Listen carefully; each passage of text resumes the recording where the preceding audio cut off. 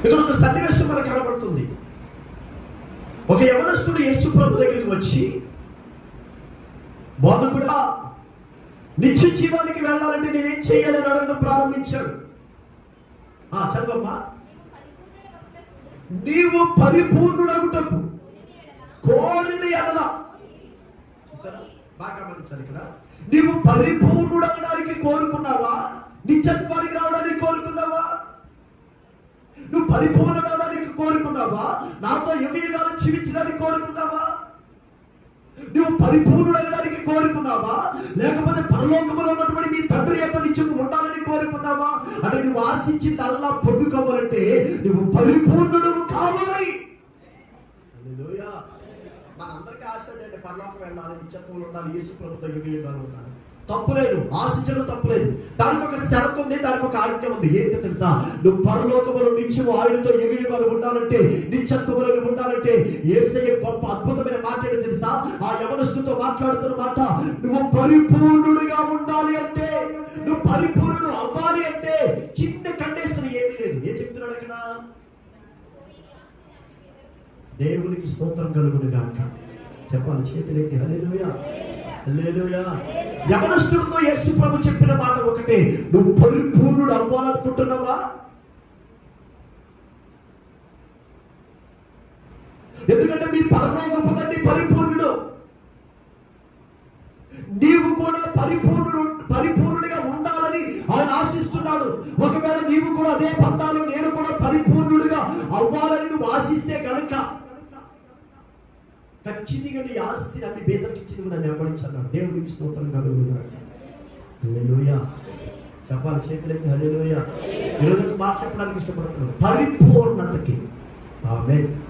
యవనస్తుడికి తన ఆస్తి అడ్డుగా ఉంది, తన డబ్బు అడ్డుగా ఉంది, తను సంపాదించుకున్న ఆస్తి అడ్డుగా ఉంది. అందుకని ఆ అడ్డును తొలగించుకుంటే నువ్వు పరిపూర్ణుడిగా మార్చబడతావని యేసయ్య యవనస్తుడితో చెప్పాడు. నేను ఒక మాట చెప్పడానికి ఇష్టపడుతున్నాను. యేసు ప్రభు మన డబ్బు లేకుండా చేయడానికి ఇష్టపడతలేదు, కానీ ఒక మాట ఏంటంటే, నువ్వు పరిపూర్ణుడు కావడానికి నీకు ఏదైతే ఆటంకంగా ఉందో, ఏదైతే నేను అభ్యంతర పెడుతుందో, ఏదైతే నేను పరిపూర్ణతలోనికి రాకుండా చేస్తుందో, ఏదైతే నేను పరిపూర్ణుడు కాకుండా అభ్యంతర పెడుతుందో, దాన్ని కనుక వదిలించుకుంటే నీవు కూడా పరిపూర్ణుడిగా మార్చబడతావా? ఆమేన్, హల్లెలూయా. నీ ఆస్తి అమ్మేయక్కర్లేదు. ఆ యవనస్తుడికి ఆస్తి అడ్డు కనుక అన్ని పేదలకు ఇచ్చి నువ్వు నన్ను వెంబడించున్నాడు. నేను ఒక మాట చెప్పడానికి ఇష్టపడుతున్నాను. ఇలా చూడండి వైపు ఒక మాట. ఒక రాజు గారు ఒక టౌన్ వేయించారు. టౌన్ అంటే మీకు తెలుసు కదా, ఒక అనౌన్స్మెంట్. ఏంటి అనౌన్స్మెంట్ అంటే, నా దగ్గర బంగారం ఉంది, నా దగ్గర వెండి ఉంది, నా దగ్గర రాగి ఉంది, నా దగ్గర ఇనుము ఉంది, నా దగ్గర వజ్రాలు ఉన్నాయి. అన్ని ఇలా పెడుతున్నారు. ఇదిగో ఈ రామారావుపేట కాదు, కొత్తపేట కాదు, రావులపాలెమే కాదు, ఆత్రేయపురమే కాదు, ఈ 4 మండలాల్లో ఎవరున్నా సరే వచ్చి మీకు నచ్చిన ఆస్తిని పట్టుకొని వచ్చి చెప్పాడు. ఇప్పుడు 4 మండలాల నుంచి కూడా అనేక మంది ప్రజలు వచ్చారు. ఎవరికి నచ్చింది వాళ్ళు పట్టుకెళ్ళిపోతారు. డబ్బు పట్టుకెళ్ళేవాడు డబ్బు పట్టుకెళ్తున్నాడు, బంగారం పట్టుకెళ్ళేవాడు బంగారం పట్టుకెళ్ళాడు, వెండి పట్టుకెళ్ళేవాడు ఎవరికి నచ్చింది వాడు పట్టుకెళ్ళిపోమని చెప్పాడు రాజు. మొత్తం అన్ని ఎవరికి నచ్చింది వాళ్ళు పట్టుకెళ్ళిపోయాడు. అందులో ఒకడు అలా నిలబడిపోయినాడు. ఏమి రాజు ఏం పట్టుకెళ్ళడం లేదని రాజు అడిగాడు. ఏం పట్టుకెళ్ళడం లేదండి, ఏం వద్దా అని అడిగాడు. ఆడొచ్చి గబగబ వచ్చి ఆ రాజుని కౌగులించుకుని నువ్వు నాకు కావాలన్నాడు. అరే డబ్బంతా వెళ్ళిపోతుంది, డబ్బులంతా ఇచ్చేస్తారు, నేనంతా నీకెందుకునంటే ఆడన్నాడంట, వీళ్ళు పట్టుకెళ్ళిన ధనం ఇయ్యాకప్పుడు రేపైనా అయిపోద్ది, వీళ్ళు పట్టుకెళ్ళిన డబ్బంతా ఇయ్యాకప్పుడు రేపైనా అయిపోద్ది, కానీ నీవే నా కూడా వచ్చి నీవే నాతో ఉంటే, రాజు తనతో ఉంటే ఏం కొద్దిండి. ఇప్పుడు రాజును పట్టుకున్నాడంట. ఎందుకు నన్ను పట్టుకున్నామంటే నీ ఉంటే చాలా ఉంటే నాకు అన్ని వస్తాయి అన్నాడు. ఇది బంగారం పట్టుకెళ్ళాడు, నీ రెండట్టుకెళ్ళాడు, నీ ఎత్తునట్టుకెళ్ళాడు, కానీ అన్ని వస్తాయి రాజు ఉంటే. దేవుడికి స్తోత్రం కలుగును గాక.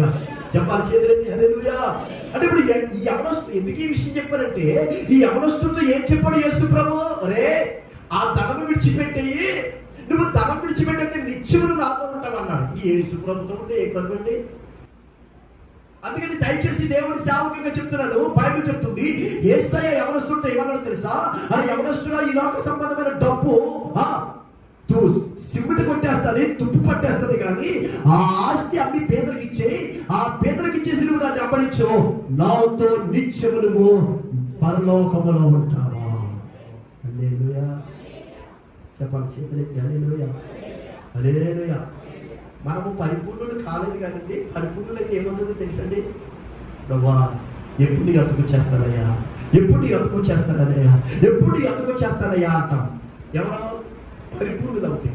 మన పరిపూర్ణులు అవ్వలేదు కనుక ఇంకా నాతో పాటు జ్వరం వచ్చిన, దగ్గు వచ్చిన, రాప్ వచ్చిన, కాళ్ళు లాగిన ఇంకా భూమి మీదే బతకాలి, వైద్యం చేయించుకోవాలి, ఇంకా భూమి మీదే బతకాలి. అందుకే అపోస్తలుడైన పౌలు కొరింథీయులకు రాసిన 2వ పత్రిక 5వ అధ్యాయంలో ఏమంటాడో తెలుసండి, ఏమంటాడో తెలుసా, ఈ దేహములో ఉన్నంత కాలము కష్టాలు, శ్రమలు, శోధనలే, కానీ ఈ దేవుని వెళ్ళిపోయిన తర్వాత నీతో నిత్యము సుఖంతో ఉంటానని మనస్సుతో యేసుప్రభు చెప్పిన మాట ఏంటి తెలుసా, నీవు పరిపూర్ణుడు అవ్వాలనుకుంటున్నావా?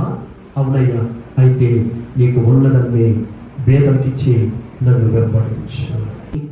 యేసుప్రభు చెప్పిన మాటకు అతను నచ్చక వ్యసనపడి నాకు పరిపూర్ణత వద్దు, నాకు డబ్బే కావాలని వెళ్ళిపోయాడు. ఈరోజు దేవుడి సేవకుడికి చెప్తున్నాను, డబ్బు కొరకు కాదు అక్కడ రాయబడిన మీనింగ్ ఏంటో తెలుసా, డబ్బు కొరకు కాదు, నీకు ఏదైతే మిక్కిలి, ఏదైతే దేన్నైతే నువ్వు ప్రేమిస్తున్నావో దాన్ని నా దేవుడు వద్దని చెప్తున్నాడు.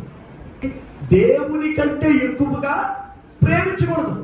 మొదటి ప్రాధాన్యత దేవునిది, తర్వాత కుటుంబాన్ని. సేవకులుగా బైబిల్ చెప్తుంది, నువ్వు పరిపూర్ణుడు కావడానికి నీకు ఏదైతే ఆటంకంగా ఉందో దాన్ని నీకు నువ్వే తొలగించుకోవాలి.